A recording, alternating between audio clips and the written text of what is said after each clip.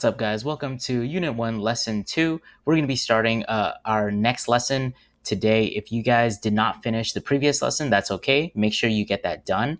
However, you don't need to finish that one in order to work on this one. Okay, so what I'm going to be doing in this section is I'm going to be introducing the project that we're going to be working on. And then I'm going to be talking about how we're going to approach completing this project. So the project is going to look something similar to this, right? One of these two here, not exactly like mine, but these are just examples.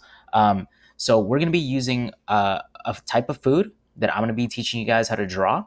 And you're going to be creating a larger doodle out of those foods. Okay, it's not. You'll see specifically what I'm talking about once I get a little bit more in depth. Okay, so when you look at something like this, some of you might be overwhelmed and like, well, you might think, whoa, that's a lot of stuff, right? That's a lot of stuff on one piece of paper. I can barely draw stick people, right? And that's totally okay, right? It's totally okay to feel that way when you see something like this, okay? But I'm going to be teaching you guys how to break that down into smaller, more approachable pieces in order to create a piece similar to this, okay? So we're going to start with something called fair expectations. All right. So some of you guys who do not feel confident in art, and maybe some of you that do feel confident in art, but saw that last project and thought, whoa, that's too much for me, or I don't know how to do any of that. That's totally fair. Okay. I just want to name that right now. That is totally okay that you don't feel comfortable with that. All right. However, you have to understand, right? I'm not expecting you to be able to do that without my instructions, right? Without my help. Okay.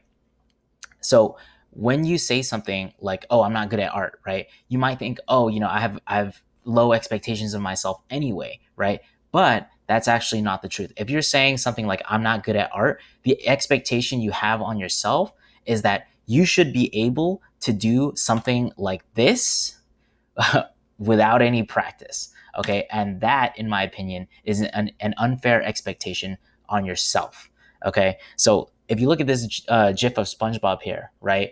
In one like hit, he creates this beautiful statue thing. This is obviously fictional, right? And I don't expect anyone, and you shouldn't expect that you could do this as well, right? No one is capable of this.